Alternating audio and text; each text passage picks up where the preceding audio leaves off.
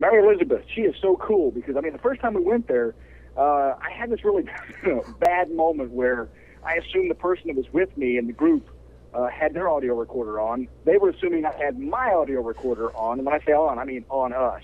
We've gone downstairs where there's a fridge that's kept down there. While we were down there, I thought, hey, we're kind of secluded here, me and this other member of my group. I said, let's see if we can coax this little girl into coming out. Hey, is there any kind of games that you like playing? We kept this line of talking going on between him and I, and we're looking at each other like, hey, we're going to get something on audio, not knowing neither one of us have it on us. So, well, that's okay. Yeah, Sean and I have done whole shows before we realized we weren't broadcasting, so it's... Hey, Bill was in broadcasting. He knows all about that. So.